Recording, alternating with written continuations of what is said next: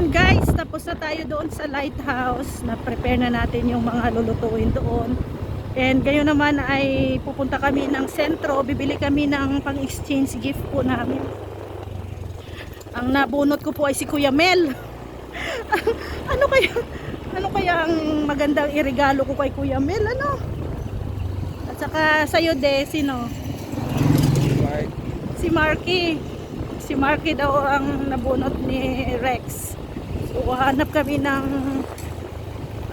regalo guys. Kano ba? 200 pesos. Tama, no? So hanap tayo ng mga May bagong sapatos si Marty kanina, just lang ko lang. Oo. So medyas na lang daw. Medyas na lang daw ang regalo ni Rex kay Marky. Ako hindi ko alam ano ang ireregalo ko kay Kuya Mel. Parang na kay Kuya Mel naman na ang lahat ay. No, so guys. At enjoy ngayon kasi halos lahat ay sasama magjo-join. Sila Kakay, sila Pao. Yan sila halos lahat ng mga kasama ni Kuya Balsal sa lighthouse. Siyempre kami din. Yan kasama din doon. So mamaya enjoy lahat, magpa-party mamaya doon sa lighthouse alas 6. So mga around 4 or 5 babalik kami sa lighthouse para magluto ng may lulutuin pa kami spaghetti. No, then syempre ihaw-ihaw mag-start na magluto mamaya. So kaya ngayon punta tayo sa sentro. Maghanap kami ng pangregalo. Ay, may nahuli tayo. May nahuli ako dito. Huli! Merry Christmas and Happy New Year. Nahuli. Ha? May Christmas party sa lighthouse. Mamaya 200 ang Hindi, sa lang BSM kasama lang ni Kuya. Oh. Ikaw hindi ka nanood sa live ni Kuya. Kuya, hindi nanood. Hindi updated. Hanap nga kami ng dito, pang regalo. Maganda pang regalo. Ano? Kasi si Kuya Mel vlogger ang vlogger ang mga vlogger baga ang maganda regalo. Yung pangmatagalan, martilyo, malutin. Martilyo. Ay tama, nagagamit yan ni Kuya Mel. Tama. Nagagamit yan sa loob ng bahay. Tama. Ay, good idea Kuya Bobby. Ngayon, alam mo na. Alam ko na ang ireregalo ko kay Kuya Mel. Martilyo. Ano yan? Kaya pala. Mag-double na yan. Gagawa ako ng kariton sa bahay, may gulong. Para hindi ko bubuhatin. Tutulak ko lang. Ay, grabe. Mag-DIY ka na pala ngayon. Yan na yung content. Yan na yung content mo ngayon. Sige. Alas 6 mamaya. Hindi, mahabol ako. Oh, sige. So, dito tayo. Tama yung suggest ni Kuya Bobby Yan marami din dito. Pang mga stand. Yung hahanapin natin, yung magagamit ni Kuya Mel. Like martilyo. Martilyo. Hanap tayo doon ng martilyo. Kasi naguguluhan ako kung ano ang masakit sa utak ako ang ireregalo kay Kuya Mel kasi nasa kay Kuya Mel na lahat ay. Diba? So dito tayo sa DIY guys. Sa mga aso niya. Ay, hindi man tinatalian yung aso na. Yon? Oo nga, pero hindi niya tinatalian yon. Mga lang yun. Nasa kulungan. Hanap tayo dito. Yung mga isang set na.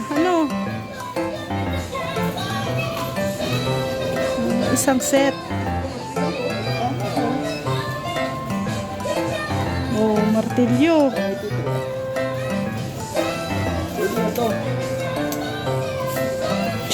Diba? Di ba Kuya Mel? Mayroon si Kuya Mel na ano, yung hinawakan niya maso, tapos hinawakan niya yung kiting. Ayo. Pwede. Pwede. Ayan, dito tayo sa DIY. So, isa yan sa martilyo. Hanap ka ng magandang klase. Nasa, worth 200 ay. No, 200. Ano to? Isang set. Ah. 220. Ha? 220. Yun yung malaki.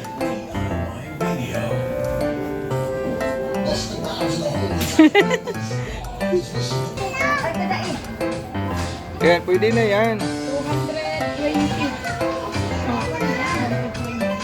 Yan, pang matagalan na ano yan. Pwede to kasi malaki. Oo. Pagpukpuk din sa mga basher ni Kuya Mel. Ito kasi isa medyo maliit, no? Malit yan. Malaki na. Malaki na. Aba, maganda ang... Buti na lang nakita natin si Kuya Bobby. Oh. No, kasi nakapagbigay ng suggestion si Kuya Bobby na dapat ay gamit mo sa bahay. So, tamang-tama si Kuya Mel, magagamit niya to. Kahit na mayroon siyang martilyo sa bahay nila. Maalala ka niya palagi niya. Maalala niya ako palagi. Pag ipinupukpok niya yan, maalala ka niya. Siriya, magbigay sa akin ito.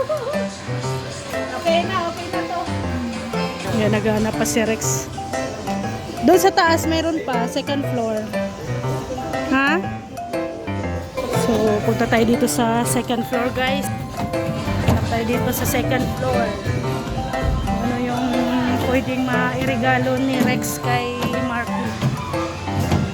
So, ang laki pala dito, no? Laki na ng ano dito. DIY. Ano yan? Wala namang sasakyan si Marky. Ako palagi. Tapos,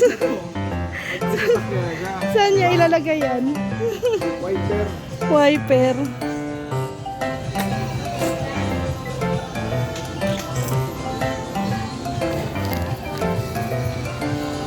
Ito. Ano yan? Uunahin mo muna yung cover sa manubela. Saka na yung gulong. Buong sasakyan. Yan daw muna ang unahin. Kumrito na ano, cover. Daan dito. Ay, ito, may mga kulay. Yan daw muna, Marky, ang unahin mo bilhin. Unti-unti. Loko to si Rex, ha? Pwede dito, baka masiraan dito. Bomba. Oh. Yan. Nalilito na si Rex kung ano ang kanyang bibilhin kay Marky.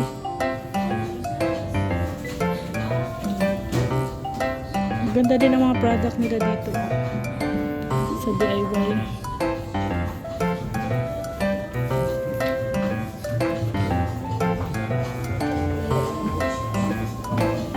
Oh. Anong plano mo? Medyas daw. Hindi, yung ganito ang mga gusto ni Marky ng mga medyas. Oh. Yung may mga haba. Oh. Adidas. Ayun o doon, oh, mas marami din. Sa kabila. Yan dyan o. Yan yung sports. Ito. 279. Oh, ayan na. May napili na si Rex. Ilang araw pa ito malaban. Black, all black. Kaya to. So, yan guys. Punta na kami ng cashier. Magbabayad na kami doon. At sana ay matuwa yung mga nabunutan namin sa aming gift. Hindi na madumihan yung paa ni Marky. Ni Marky. So, ito guys, ito na yung ating pangregalo. Ayan. Ito, regalo ko to kay Kuya Mel. Oh, martilyo. At least, kung makikita to ni Kuya Mel, ang martilyo, maalala niya ko lagi. Tapos itong kay Rex. Oh, para kay Marky. Oh, ano siya, 4 kasi sinarado niya na 200. 200 na gift kasi yun lang naman ang budget. 200. So, yan. Mahigit 200 na to. So, yan, no? So, ilalagay na natin dito sa lagayan. Itong mga pang regalo natin.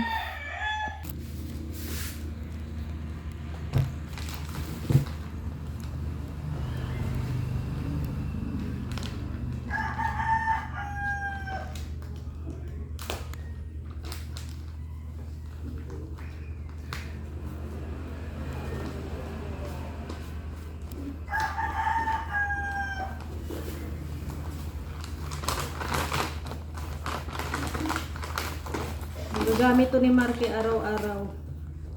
Itong medyas.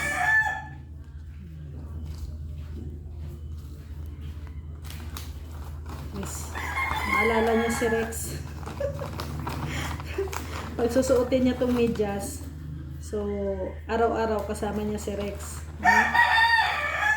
Kung saan man nagpunta si Marky, pag suot niya yung medyas, kasama niya si Rex palagi. Marky ba yun? Ha? Ito. Baka hindi si Marky lagot.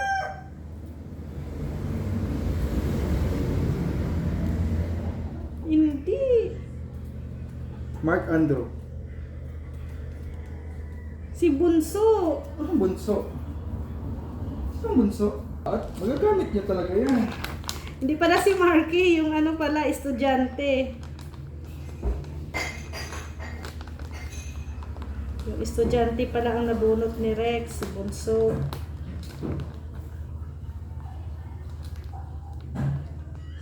Si Mark Andrew.